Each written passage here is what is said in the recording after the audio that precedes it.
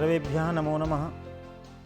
मुण्डकोपनिषत् इत्यस्मिन् पाठे भवतां सर्वेषां स्वागतम्। इतः पूर्वं भवन्तः याज्ञवल्क्य-मैत्रेयी संवादविषये सम्यक्तया ज्ञातवन्तः। आत्मतत्त्वविषये ज्ञातवन्तः। आत्मैवेदं सर्वमिति ज्ञातवन्तः। उपनिषद्ग्रन्थाः ज्ञानस्य प्रतिपादकाः सन्ति, ये मोक्षसाधनमार्गं निर्दिशन्ति। विद्या द्विधा, परा अपरा चेति। परा ब्रह्मविद्या, यस्याः प्रतिपादकग्रन्थाः उपनिषदः सन्ति। अपरा कर्मविद्या। अपरा विद्या मुक्तेः कारणं न भवितुमर्हति। परा विद्या मोक्षप्रदायिनी वर्तते। परा विद्या प्रतिपादकेषु उपनिषद्ग्रन्थेषु अपरा विद्या प्राप्तयेऽपि निर्देशो विहितः। मुण्डकोपनिषदि अंगिरसः कथनमस्ति यत् परा अपरा उभयविद्याज्ञानमत्यावश्यकम्। चतुर्णां वेदानां शरणां वेदांगानां प्रतिपादका अपरा विद्या। क्षयशून्यस्य ब्रह्मणस्य प्रतिपादका विद्या परा विद्या अस्ति। प्रकृति पुरुष परमात्मनां विवेक एव उपनिषद्विद्यायाः प्रतिपाद्य विषयः। मूलतत्त्वात् प्रकृतेरेव जगतो अस्तित्वं सैव प्रकृतिः माया इति नामान्तरेण अपि उक्ता। उद्भिज अंडज स्वेदज जरायुज प्रभृतयः चत्वारो देहधारिणः वाक् हस्त पाद पायु उपस्थ प्रभृतीनि पंच कर्मेन्द्रियाणि चक्षु श्रोत्र घ्राण जिह्वा त्वक् प्रभृतीनि पंच ज्ञानेन्द्रियाणि मनो बुद्धि चित्तम् अहंकारश्चैतानि एको विषयश्चेति सर्वे प्रकृतितत्त्वस्य कार्यव्यापाराः सन्ति। आत्मा अजन्मा नित्यः शाश्वतः पुरातनश्चोक्तः जन्म मृत्युरहितश्चासौ शरीरे विनष्टेऽपि तस्य स्थितौ न कोऽपि विकारः उत्पद्यते। समेधावी वर्तते। दुग्धे नवनीतमिव ब्रह्म जगति व्यापकमस्ति।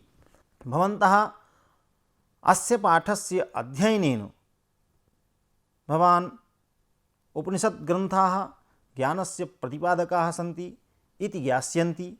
विद्या द्विधा भवति, परा अपरा चेति इति ज्ञास्यन्ति। दुग्धे नवनीतमिव ब्रह्म जगति व्यापकमस्ति इति ज्ञास्यन्ति। मुण्डकोपनिषदि उक्तं ब्रह्म सत्यं जगत् सत्यं नास्ति इति ज्ञास्यन्ति। तस्य उपनिषदः परिचयः वेदज्ञाने इत्यस्मात् धातोः घञ् प्रत्यये कृते निष्पन्नोऽयं वेदशब्दः, अतः सर्वज्ञानमयो हि सः इति व्यवहारः प्रचलति। अयं वेदः सर्वेषां ज्ञानरत्नानां भाण्डागारः, सुखशान्तिसाधकः, संस्कृतेः आधाररूपः। अस्य साहित्यं व्यापकं वर्तते। मुख्यत्वेन वेद इत्युक्ते ऋग् यजुः साम अथर्वाः चत्वारः एव गृह्यन्ते। एतेषां व्याख्यानभूताः ब्राह्मणग्रन्थाः सन्ति, यत्र वैदिककर्मकाण्डस्य विशदं वर्णनम् अस्ति। एतेषु वेदानाम् आध्यात्मिकी व्याख्या प्रस्तूयते। एतेषां परिशिष्टरूपेण आरण्यग्रन्थाः सन्ति। एषु आध्यात्मिकविद्यायाः चरमोत्कर्षः उपलभ्यते। एवं प्रकारेण परिकल्प्यते यत् यदि वेदः वृक्षः स्यात् तर्हि ब्राह्मणः तस्य शाखा, आरण्यग्रन्थाः तस्यां शाखायां पुष्पितानि पुष्पाणि। उपनिषदः पुष्पितस्य पुष्पस्य सौरभं वेदस्य अन्तिमभागः एव उपनिषत्। तस्मात् एतत् वेदान्त इति कथ्यते। आचार्यशङ्करमतानुसारं ब्रह्मविद्या एव उपनिषत्। उपनि उपसर्गपूर्वकात् विसरणगत्यवसानार्थकात् सदृधातोः क्विप् प्रत्यये उपनिषत् शब्दो निष्पद्यते। उप समीपे निः निश्चयेन सत् स्थानमिति तत्त्वज्ञानार्थं गुरोः समीपे सविनयं स्थितिः उपनिषत् इत्युच्यते। तत्त्वज्ञान प्रतिपादनात् एतद् विषयकाः ग्रन्थाः अपि उपनिषत् इत्युच्यन्ते। सदधातोः अर्थत्रयम् आश्रित्य उपनिषत् शब्दार्थः निष्पद्यते। यत् या संसारः बीजभूताम् अविद्यां नाशयति, यया ब्रह्मप्राप्तिः ब्रह्मज्ञानं वा भवति, यया च मानवानां दुःखावसादः भवति सा उपनिषत् इति। अतएव श्रीशंकराचार्यः अविद्यानाशनं दुःखनिरोधं ब्रह्मप्राप्तिं च इत्यर्थत्रयम् आश्रित्य उपनिषत् शब्दं ब्रह्मविद्याद्योतकत्वेन स्वीकरोति। यद्यपि उपनिषदां संख्या 102 पर्यन्तं मन्यते, तथापि तत्र एकादशोपनिषत् एव मुख्यत्वेन मन्यन्ते। तद्यथा ईशकेन कठप्रश्नमुण्ड माण्डुक्यतित्तिरः ऐतरेयं च छान्दोग्यं बृहदारण्यकं 10। एतदतिरिक्तं श्वेताश्वतर उपनिषत् अपि विद्यते। श्रीशङ्कराचार्योऽपि एतासामेव भाष्यमकरोत्। उपनिषदां महत्त्वं न केवलं भारतीयैः अपि तु पाश्चात्यैः अपि विद्वद्भिः निर्विवादम् उदरीक्रियते। उपनिषदाः हि भवाभ्यसन्तारिकाः आदिव्याधिसन्तप्तमानससन्तर्पिकाः मायामोहनिबद्ध जीवादिविनाशन हेतवः तात्विकज्ञानप्रभासन्तापेन मानव अंतःकरणप्रदीपिकाः सुखशान्तिदायकाः च सन्ति। उपनिषदः अध्यात्ममीमांसायाः देदीप्यमानरत्नभूताः इमाः। सर्वेष्वपि भारतीयेषु दर्शनेषु उपनिषदां प्रभावः स्फुटम् अवलोक्यते। भारतीयसंस्कृतौ अध्यात्मतत्त्वस्य समन्वयस्य श्रेयः उपनिषदामेव। एता हि दुःख आदि व्याधि विशीर्ण जगत् दुःखनिवृत्त्यै पापविमुक्तये आनन्दवाप्तये निर्वाणप्राप्तये च राजमार्गं प्रदर्शयन्ति। जरादिव्याधिपीडितो मानवः स्वाभीष्टलक्ष्यप्राप्तये उपनिषदामेव शरणं कामयते। अतएव सर्वत्र उपनिषदां स्तुतिः संश्रूयते। उपनिषदो हि अध्यात्मविद्यायाः स्रोतः स्वरूपाः सन्ति। एतत् उद्भूताः नानाशास्त्र धर्मशास्त्र आचारशास्त्र नीतिशास्त्रादिरूपेण सकलं भुवनं गङ्गाप्रवाहयु पावयन्ति। अध्यात्मप्रधानायां प्रस्थानत्रय्याम् उपनिषदो मूर्धन्यभूताः। वस्तुतो गीता ब्रह्मसूत्रं द्वयमपि उपनिषद आश्रयमेव। अतएव प्रस्थानत्रय्याम् उपनिषद एव परं प्रमाणत्वेन संग्राह्याः। वेदादीनां गणना मुण्डकोपनिषदि अपराविद्यायां वर्तते। उपनिषदां पराविद्यायाम् अपराविद्या अलौकिक विषय प्रधाना, पराविद्या ब्रह्मज्ञानप्रधाना। अतएव उक्तं तत्रापरा ऋग्वेदो यजुर्वेदः अथ परा यया तदक्षरम् अधिगम्यते। मुख्यत्वेन वर्णिताः विषयाः समासतः सन्ति। किं ब्रह्म, कैश्वरः, जीवात्मनः किं स्वरूपं, जीवात्मनः किं लक्ष्यं, जीवो ब्रह्मणो भिन्नो अभिन्नो वा, कथं च भिन्नत्वम् अभिन्नत्वं वा, सृष्टेः मूलरूपं किं, कथं जगतः प्रादुर्भावः, कथं जगतः प्रलयः, अध्यात्मज्ञानस्य आवश्यकता, आध्यात्मेन किं साध्यते, आध्यात्मेन च कथं मोक्षावाप्तिः, कानि च मोक्षस्य साधनानि, ज्ञानमार्गेण किं साध्यते, ब्रह्मसाक्षात्कारस्य के लाभाः इत्यादयः उपनिषदां केचन विषयाः अत्र समासतः उपस्थाप्यन्ते। विनश्वरे जगति एकं सत् अविनश्वरं च वस्तु ब्रह्मैव तदेव जीवने अन्वेषितव्यम्।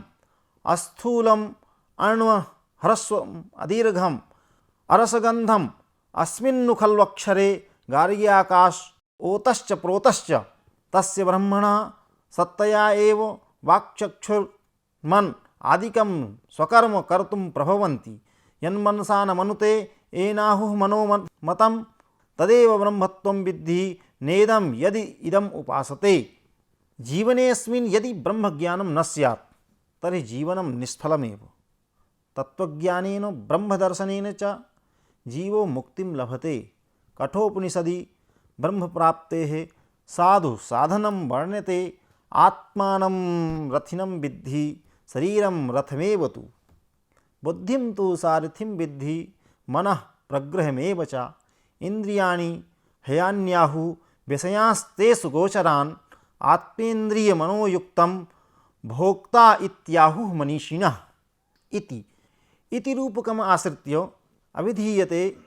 अस्मिन् शरीरे आत्मा रथी, शरीरं रथः, बुद्धिः सारथिः, मनः प्रग्रहः, इंद्रियाणि हयाः, अश्वाः। संयमेन इंद्रिय अश्वान् वशे कृत्वा रथिनम् आत्मानं प्रेक्षते।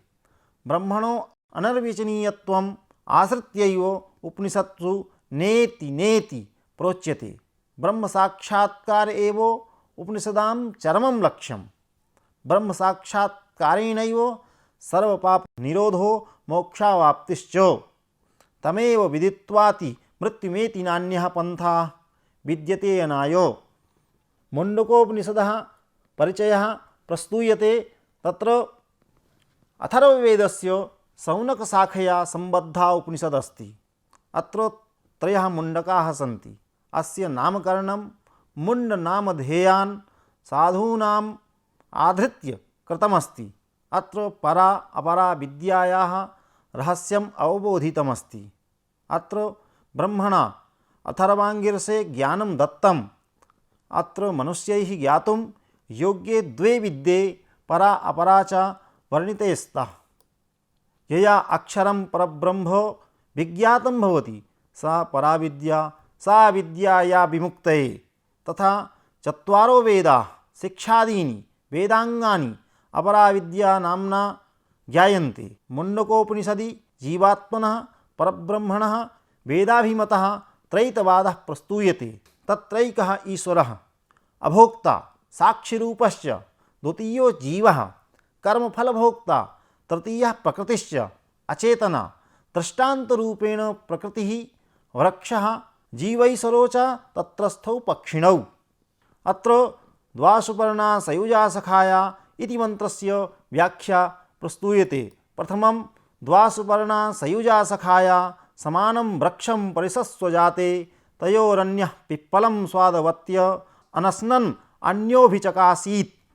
द्वौ सुपर्णा सुपर्णौ शोभनपत्तनौ। सुपर्णौ पक्षि सामान्याद्वा सुपर्णौ सयुजा सैजौ सहैव सर्वदा युक्तौ। सखाया सखायौ समान आख्यानौ समानाभिव्यक्ति कारणौ एवं भूतौ सन्तौ समानम् अविशेषम् उपलब्ध्य अधिष्ठानतया एकं वृक्षमिव आच्छेदन सामान्यात् शरीरं वृक्षं परिसस्वजाते परिस्वक्तवन्तौ सुवर्णौ इव एकं वृक्षं फलोपभोगार्थम्। अयं हि वृक्षः अव्यक्तमूलप्रभवः सर्वप्राणिकर्मफलाश्रयः क्षेत्रसंज्ञकः। ऊर्ध्वमूल अवाक्शाखो अस्वस्थः अस्ति। तं परिस्वक्तौ सुपर्णौ यु अविद्या काम कर्म वासनाश्रयभूत लिंगोपाधिजीवेश्वरौ पक्षिणोः यु परिस्वक्तयोः निवासं कुर्वतः। तयोः परिस्वक्तयोः एकः लिंगोपाधिवृक्षमाश्रितः क्षेत्रज्ञः। पिप्पलं कर्म निष्फलं सुखदुःख लक्षणं फलं स्वाद वनंक विचित्रानुभवेन आस्वादरूपं स्वादुवत्ति भक्षयति अविवेकतः उपभुङ्क्ते। किन्तु अन्यः इतरः ईश्वरः नित्यः शुद्ध बुद्ध मुक्त स्वभावः सर्वज्ञः सर्वसत्त्वोपाधिः ईश्वरः अनश्नन् अपि न स्नाति। असौ हि नित्यसाक्षित्व सत्तामात्रेण भोज्यभोक्त्रोः उभयोः प्रेरयिता। स तु अन्यः अनश्नन् फलभोगं नैव कृत्वा केवलं पश्यति एव। तस्य प्रेरयितृत्वं राजवत् दर्शनमात्रमस्ति। द्वा सुपर्णेत्यादौ द्विवचनस्य आकरछन्दसः जीवस्य अज्ञत्वेन नियम्यत्वेन योग्यस्वादीश्वरस्य सर्वज्ञत्वेन नियामकत्व शक्ति योगात् शोभनम् उचितम्। नियम्य नियामक भावगमनं ययोस्तौ शोभनपत्तनौ पक्षसामान्याद्वेति वृक्षाश्रयणादि श्रवणादित्यर्थः। ऊर्ध्वम् उत्कृष्टं ग्राह्यमूलमधिष्ठानम् अस्ति एत्य ऊर्ध्वमूलो अवाञ्चः प्राणादयः शाखा इव अस्य इत्यवाक् शाखा स्वः स्थानं नियन्तुमस्य न शक्यम् इत्यस्थः। अव्यक्तम् अव्याकृतं मूलम् उपादानम् अन्वयी तस्मात् प्रभवतीति तथोक्तो यावत् अज्ञानभावीत्यर्थः। अविद्या काम कर्म वासनानाम् आश्रयो लिंगम उपाधि यस्यात्मनः जीवः तथोक्तः स च ईश्वरश्च तौ इत्यर्थः। सत्वं मायाख्यम् उपाधिः अस्येति सत्वोपाधिः ज्ञानात्मकस्य अमल सत्वराशेः इति।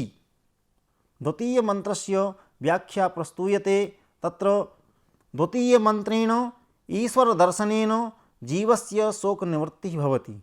तदेव समाने वृक्षे पुरुषो निमग्नो अनीशया शोचति मुह्यमानः जुष्टं यदा पश्यति अन्यमीशम् अस्य महिमानमिति वीतशोकः। समाने वृक्षे अर्थात यथोक्त शरीरे जीवः अविद्या काम कर्मफल रागादिगुरुभारेण आक्रांतो भूत्वा अलाबुरिव सामुद्रे जले निमग्नो निश्चयेन देहात्मभावम् आपन्नः भोक्ता पुरुष अयमेवाहम् अमुस्य पुत्रो अस्य नप्ता कृशः स्थूलः गुणवान् निर्गुणः सुखी दुखी इत्येवं प्रतीतिः भवति। अन्यः नास्ति। अस्मादिति जायते म्रियते संयुज्यते वियुज्यते च संबंधी बांधवैः। अतः अनीक्षया अहम न कस्यचित् कार्याय समर्थोस्मि। मम पुत्रः विनष्टा मृता मे भार्या किं मे जीवितेन इत्येवं दीनभावो अनीशा तया अनीशया युक्तं भूत्वा अविवेकतया अनेकैः अर्थप्रकारैः मुह्यमानः अर्थात् चिन्ताम् आपद्यमानः संतप्यते। अनेन प्रकारेण प्रेत तिर्यक मनुष्यादि योनिषु नैरन्तर्यलघुतां प्राप्तः सजीवः कदाचित् अनेक जन्मसु शुद्ध धर्म संचित निमित्तितः केनचित् परमकारुणिकेन गुरुणा दर्शित योगमार्गः अहिंसा सत्य ब्रह्मचर्य सर्वत्याग समदमादि संपन्नः समाहितात्मा जन सन जुष्टम सेवितम अनेकैः योगमार्गैः कर्मभिश्च यस्मिन् काले ध्यायमानः पश्यति। अन्यं वृक्षरूप उपाधि लक्षणम असंसारिणम असनाया पिपासा शोक मोह जरा मृत्यु अतीतम ईशं सर्वस्य जगतोऽयम् अस्मि आत्मा सर्वस्य समः सर्वभूतस्थो अविद्याजनित उपाधि परिच्छिन्नो इतरो मायात्मेति न विभूतं महिमानं च जगद्रूपम् अस्यैव परमेश्वरेति मम यदा एवं दृष्टा तदा वीतशोको भवति। सर्वः तान् शोक सागरात् विमुच्यते अर्थात् कृतकृत्यो भवति। आवरणं विक्षेपश्च द्वयम् अविद्यायाः कार्यं। तत्र ईश्वरभाव प्रतिपत्ति अनीशावरणं शोचतीति विक्षेपः तदुभय हेतुः अनिर्वाच्यमज्ञानं मोहः। तेन विशिष्टः अनेकैः अनर्थप्रकारैः अहं करोमि इत्यादिभिः अविवेकतया तादात्म्यापन्नतया इत्यर्थः। आजवम् अनवरतं जवीभावं निकृष्टभावं लक्षणया लघुभावं कर्म वायुप्रेरितया जवीभावं क्षेप्यमापन्नपूर्ववद् इत्यभेदेन इत्यर्थः। यस्मिन् काले दृष्टा साधकः भवति स्वयं ज्योतिस्वभावं रुक्मस्यैव वा ज्योतिः अवश्यम् अविनाशिकर्तारं सर्वस्य जगत् ईशं पुरुषं ब्रह्मयोनिं ब्रह्म च तद्योतिश्चासौ ब्रह्मयोनिः। तं ब्रह्मयोनिं ब्रह्मणो वा अपरस्य योनिं स यदा च एवं पश्यति तदा सा विद्वान् दृष्ट्वा बन्धभूते कर्मणि समूले निरस्य दग्ध्वा निर्लेपः अर्थात विगत क्लेशः अद्वैलक्षणं परमं निरतिसहितं समतां प्राप्नोति। द्वैत विषयाणि सामान्यतः अद्वैत रूप साम्येन निकृष्टमेव। अतः अद्वैलक्षण रूप परमं साम्यम उपैति इति भवन्तः अधीतः।